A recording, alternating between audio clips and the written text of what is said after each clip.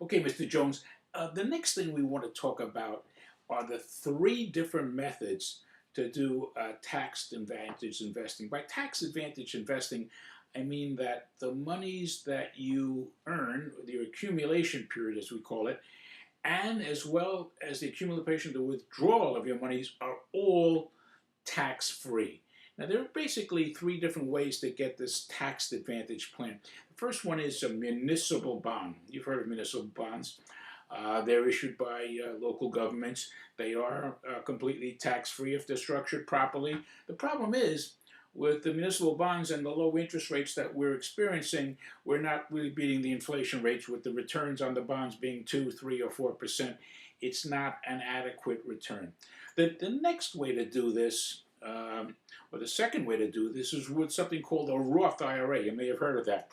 This is investing in an IRA type of product with an after-tax dollar, getting accumulations, not having them taxed, and then even when the money comes out, they are not taxed under the Roth IRA. But there's a couple of gotchas in the Roth investing.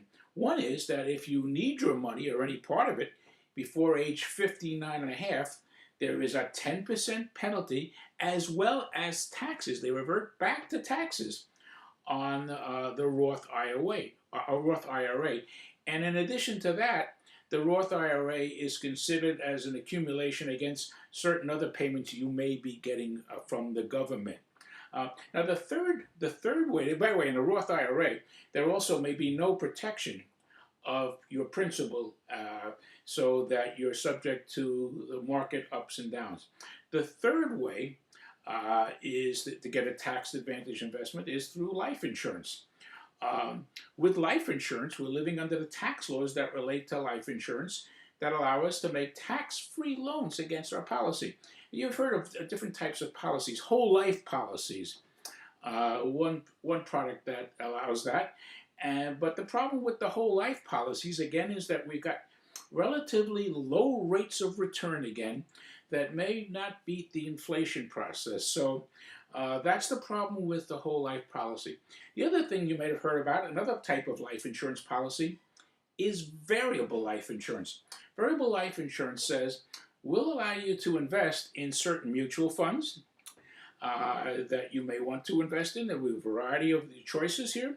But the problem with the variable life insurance is there is no protection on the downside. And because of that lack of protection in the last 10 years or so, when the market had its ups and substantial downs, we only earned 3 to 4%. Again, it wasn't enough really to beat the inflation rate over the last 10 years. Now, the last way, again, is with indexed investing.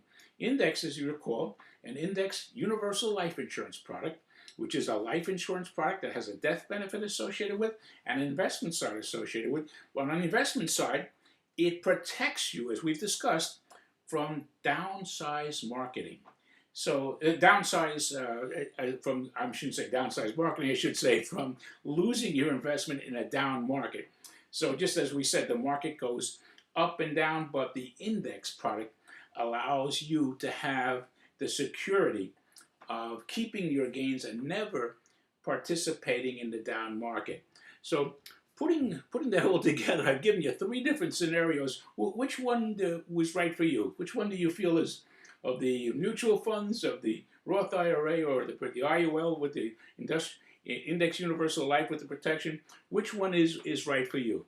Okay, because you'll be putting money down in each month, and which one do you feel would be the correct one for you? Right. Okay. Yeah, I just want to contrast that. I think you're right about the IUL as compared to the 401k. Let's just say that you and I had accumulated $1 million.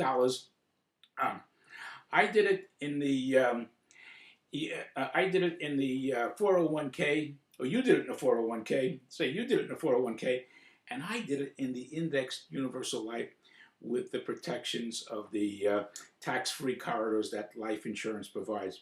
You have the $1 million in your 401k, and you start to pull out $100,000 a year to live on, which is great. However, there's one problem. You never pay taxes on that money, and the government says you must. So if you're taking your money out after age 59 and a half, you're retiring, you don't have the penalty from the 401k, but you do have the taxes.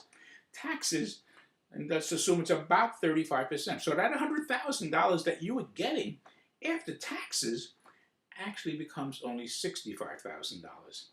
Now, I, on the other hand, got my $1 million from the indexed universal life, which allows me to make tax-free loans that are not taxable whatever. I get my $100,000 tax-free. So I keep it and get the full purchasing power of the full $100,000. Same people, same tax laws, just structured differently. So you can see the potential of the two things that you've got to overcome. You've got to overcome inflation, certainly with decent rates of return, but importantly, you've got to overcome the taxes because the taxes are very significant.